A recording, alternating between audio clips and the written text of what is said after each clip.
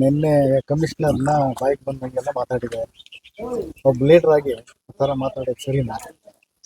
ಸರಿ ಅಂತ ಯಾರು ಹೇಳಕ್ ಆಗೋದಿಲ್ಲ. ಈಗ ಸರಿ ಅಂತಂದ್ರೆ ಅಲ್ಲಿ ಮಾತಾಡಿರೋಂಥದ್ದನ್ನು ನಾವು ಸಹ ಕೇಳಿರ್ತೀವಿ. ಒಬ್ಬ ಮಹಿಳಾ ಅಧಿಕಾರಿ ಅಂದಾಗ ಅವರ ಒಂದು ಏನ್ ಗೌರವ ಕೊಡ್ಬೇಕು, ಅವರ ಗೌರವ ಘನತೆ, ಅವರ ಒಂದು ಆ ಒಂದು ಅವರು ಅಲಂಕರಿಸಂತ ಹುದ್ದೆ, ಒಂದು KAS ಪದವಿನ ಪಡ್ಕೊಂಡು ಬಂದಿರೋಂಥ ಒಬ್ಬ ಮಹಿಳಾ ಅಧಿಕಾರಿ, ಅವರಿಗೆ ಒಂದು ಸಣ್ಣ ವಿಚಾರದಲ್ಲಿ ಒಂದು ಬ್ಯಾನರ್ ಸಮಸ್ಯೆಗೆ ಇಷ್ಟೆಲ್ಲ ಮಾಡೋಂಥ ಅವಶ್ಯಕತೆ ಇರಲಿಲ್ಲ. ಬಹಳಷ್ಟು ನೋವು ಮತ್ತು ಮುಜುಗರ ನಮಗೂ ಸಹ ಆಗಿದೆ. ಬಹಳಷ್ಟು ಬೇಜಾರಾಗ್ತದೆ. ರಾಜ್ಯಾದ್ಯಂತ ಈ ಸುದ್ದಿನ ನಾವು ನೋಡ್ತಾ ಇರೋಂಥದ್ದು. ಒಂದು ಸಣ್ಣ ವಿಚಾರಕ್ಕೆ ಈ ಥರದ್ದು ಮರುಕಳಿಸಬಾರ್ದು. ರಾಜೀವ್ ಗೌಡ್ರು ಇಂಥವನ್ನೆಲ್ಲ ಸಹ ಸರಿಪಡಿಸ್ಕೊಂಡು ಅವರ ಒಂದು ಸ್ವಭಾವ, ಅವ್ರ ಗುಣ ಏನಿದೆ ಅದನ್ನೆಲ್ಲ ಸಹ ಒಂದು ಸೌಮ್ಯತೆ ರೀತಿಯಲ್ಲಿ ಸಾರ್ವಜನಿಕರ ಬದುಕಿನಲ್ಲಿ ನಾವೆಲ್ಲ ಸಹಿಸ್ಕೊಂಡು ಹೋದ್ರೆ ರಾಜಕೀಯದ ಪದವಿ ಗಳಿಸ್ಕೊಳ್ಳೋದಕ್ಕೆ ನಮಗೆ ಎಲ್ರಿಗೂ ಸಹ ಅವಕಾಶ ಆಗ್ತದೆ. ಆ ನಿಟ್ಟಿನಲ್ಲಿ ಅವ್ರಿಗಾಗಲೇ ಕ್ಷಮೆನ ಕೇಳೋಂಥದ್ದು ಆಗಿದೆ.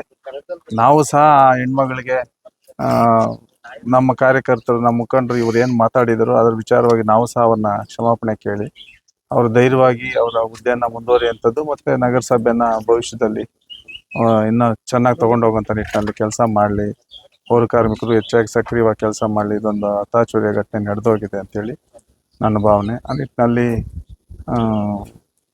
ಒಳ್ಳೆ ದಿನಗಳು ಬರ್ತವೆ, ಶಿಡ್ಲಘಟ್ಟಕ್ಕೆ ಒಳ್ಳೆ ಭವಿಷ್ಯ ಇದೆ ಅಂತೇಳಿ ನನ್ನ ಭಾವನೆ. ಸರ್, ಆ ಫ್ಲೆಕ್ಸು ನೀವು ಸಹ ಅಳವಡಿಸಿರ್ತೀರಿ, ನಿಮ್ಮದು ಏನಾದರೂ ಕಿತ್ತಿದ್ರಾ?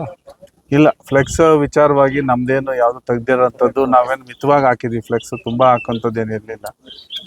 ಕೆಲವು ಮುಖಂಡರು ಜಮೀರ್ ಅಹ್ಮದ್ ಸಾಹೇಬರ ಒಂದು ಡೈರೆಕ್ಷನ್ಸ್ ಇದೆ, ತಾವೆಲ್ಲ ಸಹಕಾರ ಕೊಡಬೇಕು ಅಂತಲೇ ಹೇಳಿದರು. ನಾವು ಸಹ ವಿಚಾರವಾಗಿ ರಾಜೀವ್ ಗೌಡ್ರ ಕಾರ್ಯಕ್ರಮ ಇದನ್ನು ಹೆಚ್ಚು ಜವಾಬ್ದಾರಿ ತೊಗೊಂಡು ಮಾಡ್ತಾ ಇದ್ದಾರೆ. ನಾವು ಅಲ್ಲಿ ಹೋಗಿ ಅವ್ರಿಗೆ ಮುಜುಗರ ಮಾಡೋಂಥದ್ದು ಬೇಡ, ನಾವು ನಮ್ಮ ಕೈಲಾಗಿದ್ದ ಸಹಕಾರ ನಿಮ್ಗೆ ಕೊಡ್ತೀವಿ, ಜನಾಂಗ ಕಳಿಸ್ಕೊಡೋಂಥದ್ದು, ಮತ್ತು ಏನೋ ಒಂದಷ್ಟು ಬ್ಯಾನರ್ ತಾವು ಹಾಕಿ ಅಂತ ಹೇಳಿದ್ರು. ನಾವು ಒಂದಷ್ಟು ಬ್ಯಾನರ್ ಹಾಕಿ ನಮ್ಮ ಬಲನೂ ಸಹ ಸೂಚಿಸಿದ್ವಿ, ಧೈರ್ಯನ ಒಳ್ಳೇದಾಗಲಿ ಅಂತೇಳಿ ಒಂದು ಶುಭಾಶಯನ ಕೋರಿದ್ವಿ ಆ ಸಿನಿಮಾಗೆ. ಈಗ ಎಲ್ಲನೂ ಸಹ ನಮ್ಮ ಗುಣ, ನಡೆ, ನುಡಿ, ನಡತೆನೆಲ್ಲನೂ ಸಹ ಸಾರ್ವಜನಿಕರು ನೋಡ್ತಾ ಇರ್ತಾರೆ, ಪ್ರತಿಯೊಬ್ಬರು ಸಹ ಗಮನಿಸ್ತಾ ಇರ್ತಾರೆ. ಇದೆಲ್ಲ ಕಂಪ್ಯೂಟರ್. ಈಗ ನಾವು ಇಲ್ಲೇನು ಮಾತಾಡ್ತೀವಿ ಅದು ಈಗ ಇಡೀ ತಾಲೂಕು, ಜಿಲ್ಲೆ, ರಾಜ್ಯಕ್ಕೆ ನೋಡೋಂಥ ವಾತಾವರಣ, ತಂತ್ರಜ್ಞಾನ ನಮ್ಮಲ್ಲಿ ಬಂದ್ಬಿಟ್ಟಿದೆ. ಕಳೆದ 2 ದಿನಗಳಿಂದನೂ ಸಹ ಮಾಧ್ಯಮದಲ್ಲಿ, ಪತ್ರಿಕೆಗಳಲ್ಲಿ ಶಿಡ್ಲಘಟ್ಟದ್ದೇ ಸುದ್ದಿ ಆಗ್ತಾ ಇದೆ. ನಮ್ಮ ಸ್ವಭಾವ, ನಮ್ಮ ಗುಣಗಳು ಸರಿಯಾಗಿದ್ದರೆ ಸರಿ ಅಂತಾರೆ, ತಪ್ಪಿದ್ರೆ ತಪ್ಪು ಅಂತ ಖಂಡಿಸ್ತಾರೆ. ಅವರ ಮಾತು, ಅವರ ಹೇಳಿಕೆಗಳು, ಅದು ಇವತ್ತೂ ಫಲಿತಾಂಶ ನೋಡ್ತಾ ಇದ್ದೀವಿ. ಇವೆಲ್ಲನೂ ಸಹ ಅಂಥ ಗಣನೆ ವಿಚಾರಕ್ಕೆ ಬರೋದಿಲ್ಲ. ಸಾರ್ವಜನಿಕರ ಸೇವೆ ಮಾಡೋಂಥದ್ದು, ಅವ್ರ ವಿಶ್ವಾಸ ಗಳಿಸೋಂಥದ್ದು, ಪಕ್ಷದ ಆಶೀರ್ವಾದ, ಜನಾಭಿಪ್ರಾಯದ ಮೇಲೆ ತೀರ್ಮಾನ ಮಾಡೋಂಥದ್ದು 2028 ಅಂತೇಳಿ ನಾವು ಹೇಳಿದ್ದೀವಿ. ಅವತ್ತಿನವರೆಗೂ ಸಹ ನಾವು ಸಾರ್ವಜನಿಕರ ಕೆಲಸ ಮಾಡೋಂಥದ್ದು, ಪಕ್ಷ ಕಟ್ಟೋಂಥದ್ದು ಆಗಬೇಕು. ನೀವು ಸೌಮ್ಯದಿಂದ ಪಕ್ಷನ ಕಟ್ಟಿ ಅಂತ ತಾಕೀತು ಮಾಡಿದ್ದಾರೆ. ಆ ನಿಟ್ಟಿನಲ್ಲಿ ನಾವು ಕೆಲಸ ಮಾಡ್ಕೊಂಡು ಹೋಗ್ತಾ ಇದ್ವಿ. ಈಗ ಅವ್ರು ಏನು ಅವರೇ ಘೋಷಣೆ ಮಾಡ್ಕೊಂಡ್ರು, ನಾವು ಅದಕ್ಕೆ ಉತ್ತರ ಕೊಡೋದ್ರಲ್ಲಿ ಏನು ಅರ್ಥ ಇಲ್ಲ. ನಾವು ಅವ್ರ ಜೊತೆ ಹೋಗೋಂಥದ್ದು ಹೇಳಿರೋದ್ರಿಂದ ನಾವು ಹೋಗ್ಬೇಕಾಗ್ತದೆ, ಹೋಗ್ತಾ ಇರ್ತೀವಿ. ಶಿಡ್ಲಘಟ್ಟದಲ್ಲಿ 2-3 ರಿಸರ್ವ್ ಏನು ವ್ಯಾನ್ಗಳು ನಿಂತಿದೆ, ಏನು ಸರ್ ಅದರಿಂದ ಏನು?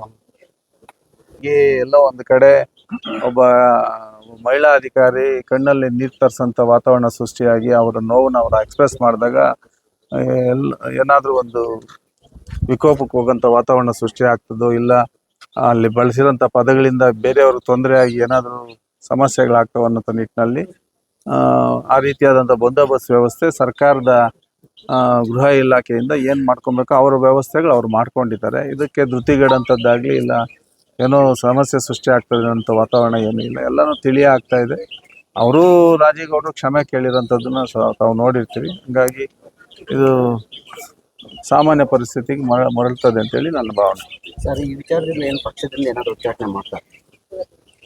ಅದೆಲ್ಲ ಸಹ ವರಿಷ್ಠರಿಗೆ ಸೇರಿದಂಥ ವಿಚಾರಗಳು. ಅವರು ತೀರ್ಮಾನ ಏನು ಮಾಡ್ತಾರೆ ಅಂತ ನಾವು ನೋಡಬೇಕಾಗ್ತದೆ. ಈಗಾಗಲೇ ಇಲ್ಲಿನ ವಿಚಾರಗಳ ಬಗ್ಗೆ ವರಿಷ್ಠರಿಗೆ ವರದಿನ ಕೊಡೋಂಥ ಕೆಲಸನೂ ಸಹ ನಾವು ಮಾಡ್ತಾ ಇದ್ವಿ. ಅದರ ಮೇಲೆ ವರಿಷ್ಠರು ಏನು ತೀರ್ಮಾನ ಮಾಡ್ತಾರೆ ಅಂತ ನೋಡೋಣ. ಸರ್, ಈಗ ಅಲ್ಲ, ಕೇಸು ಒಂದು ಕಾನೂನಲ್ಲಿ ನಾವೆಲ್ಲನೂ ಸಹ ಗೌರವ ಇಟ್ಕೊಂಡು ದೇಶ ಪ್ರಜಾಪ್ರಭುತ್ವ ವ್ಯವಸ್ಥೆಯಲ್ಲಿ ನಡೀತಾ ಇರೋಂಥದ್ದು. ಈಗ ಅವರ ಕರ್ತವ್ಯಕ್ಕೆ ಅಡ್ಡಿಪಡಿಸುವಂಥ ನಿಟ್ಟಿನಲ್ಲಿ ಅವರೆಲ್ಲ ಮಾತಾಡಿರ್ತಾರೆ. ಅದಕ್ಕೆ ಕಾನೂನಲ್ಲಿ ಏನು ಉತ್ತರ ಇದೆಯೋ ಅದಕ್ಕೆ ಕಾನೂನೇ ಉತ್ತರ ಕೊಡಬೇಕು. ಆ ವಿಚಾರದಲ್ಲಿ ಅದಾಗ್ತದೆ.